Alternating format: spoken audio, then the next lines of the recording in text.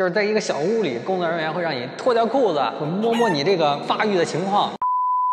大家好，我是小黑，好久不见啊！今天跟大家来聊点什么呢？捐精啊！为什么聊这个呢？因为我确实是北京人类精子库的一名正式捐献者。这个事儿发生在2年以前了。为什么当时没有跟大家分享呢？主要是我这个视频嘛，我的父母，包括我，可能有些亲戚也能看到，出于一种羞耻感嘛，所以我一直没有跟大家聊过这件事。最近在整理我之前的照片的时候，发现了。要不要跟大家聊聊这个事儿？那为什么要去捐精呢？我想抛除掉那种奉献爱心啊、帮助他人、为了人类繁衍做贡献这种冠冕堂皇的理由，我想很简单，就是一个字：钱，对吧？前2年啊，这个媒体也是各种各样的宣传，捐精能拿什么5、6千，那么事实真的如此吗？我最后到底拿到了多少钱？今天就跟大家伙儿来聊聊啊，在你正式确定自己要捐精之前，你得先看看自己符不符合这个条件啊。本科，年龄不超过40周岁，1.7米以上，然后体重标准 BMI 指数不超过24，也就是不超重就可以了。我估计不少人会对这个身高颇有微词啊，你这个人类高质量男性这个精子身高要求竟然只有1.7米，广州还是哪儿啊？好像是1.68米也可以。为什么要求这么低呢？我想这个原因啊也很好理解。本身呢，捐精的人没有大家想象这么多啊，捐献合格的可能也只是20%多点。那么如果你再把这个身高，对吧？你比如说我要卡到1.8米，本来现在就是处于一个供不应求的一个阶段，对不对？标准放的那么严的话，那么精子库这个精子就更少了，所以这也是没有办法的办法。其他方面像遗传疾病啊、传染病、色盲、色弱啊，这些我就不聊了，肯定也是不可以的。好多人关心的关于这个近视的问题啊，是没有影响的。在确定自己符合一些基本条件之后，你就要确定一下自己所在的城市有没有人类精子库啊。大部分省的省会城市啊，应该都有。当然，好像有几个省份比较特殊啊，是没有的。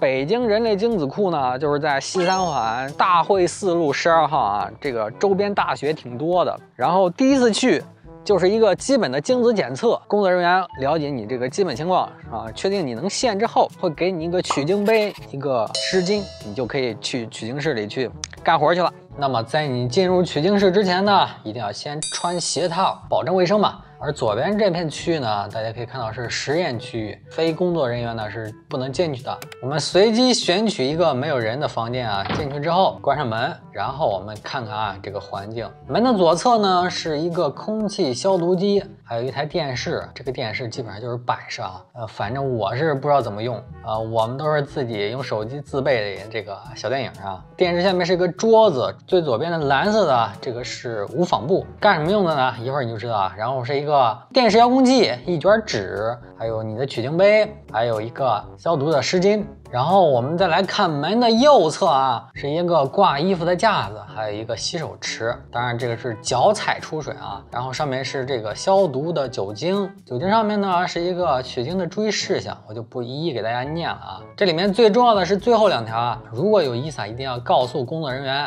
这个应该是方便后面来清洁啊。取完之后啊，要把这个杯子放在这个传递窗口上，单向开关的一个窗口。当你取完精之后啊，一定要把杯子放在里面，关上这个门啊，否则的话另一面的工作人员是打不开他那边的门的。我们再来看下面啊，是一个垃圾桶，再往这边是一个沙发，这个布就是铺在沙发上的。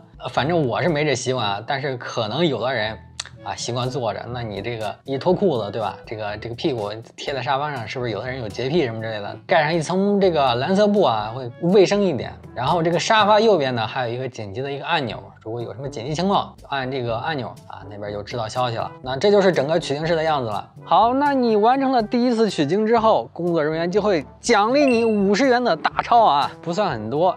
因为当时我住在北京的东边，然后这个精子库在西边，打车过去的话就是这个钱。回家之后呢，你就可以静静的等消息了。大概过个2、3天嘛，工作人员就会把这个精子质量的检测情况告诉你。合格的话，那么你就可以进行第2次捐献了。啊，不合格呢就没有以后了。那不合格的情况有可能有很多啊，可能是你的这个数量不够，它游动的方向不对，也可能是机型问题。那么像我的话是没什么问题，就是工作人员跟我说，好，那么你再来捐一次。这个第二次也不是正式啊，第二次是复查，相当于确定一下第一次不要出错，同样还是领取50元大洋。然后这第二次2、3天以后，工作人员打电话，第二次复查通过，你就可以成为一名正式的捐献者了。工作人员就会给你一张小卡片，那么就是这张登记卡，下面有你的编号。我现在发现上面还有一个字母啊 O， 好像是我的血型哎。那翻过来上面有你的捐献的次数，你可以记在上面。头2次是工作人员帮我记的，后面就是我自己填的，因为这个主要是给你自己看的。你的捐献数据电脑里都会有记录，每次呢他会告诉你捐献完之后，你这次是几支呢？几支就是捐了几毫升，基本上都是4毫升啊，其中有一次是5毫升，捐了6次左右，工作人员说行，差不多了啊，捐了25毫升了啊，你这个时间拉得太长了，够了，到这儿了。然后呢，就要对你的身体进行一个检测了，抽你几管血，还要给你做一个下体的检测呀。就是在一个小屋里，工作人员会让你脱掉裤子，会摸摸你这个发育的情况，还要用这个小棉签呢蘸一下这个尿道口。到这里呢还没完，因为还要做一项这个 HIV 的检测。艾滋病它有一个窗口期是6个月，捐献完之后还要再等6个月。再去抽一次血，也就是说我22年7月抽的血，然后呢23年的1月份要再去抽一次，那么这次抽完之后，整个捐献的过程才算完成了，差不多又过了2个月，这个钱就打过来了，一共是3300块啊，6次正式捐献，每次是100块，然后再加上这3300是3900块，再加上我头2次每次的50啊，一共就是4000块钱。其实根据工作人员的说法呢，大部分人这个钱呢，基本上就是4000到5000之间，没有大家想象的啊，轻轻松松5、6千到手，没这么简单啊。OK， 最后再聊大家比较关心的几个问题。第一个问题就是隐私问题，这个是双盲的，你不知道捐给了谁，对面也不知道是谁捐的。不过呢，在一开始捐献的时候啊，确实是工作人员会登记你的一些资料啊，包括还会让你拍张照，就跟网吧摄像头似的那个一个小摄像头。当然，这个照片估计主要是用来描述你的样貌啊，皮肤黑啊、白啊、脸型啊、单眼皮、双眼皮各种各样的情况，它会记录下来。这样呢，才方便人家这个使用者后面会进行挑选嘛。当然，使用者是不知道你真实的长相，他只是知道个大概。然后呢，精子库把这个精子呢会给到这个医院，医院再给这个使用者来做这个试管什么之类的啊。所以呢，隐私情况应该是可以保证的。而且呢，一个人的精子它最多是供5个人使用啊，其实不是很多。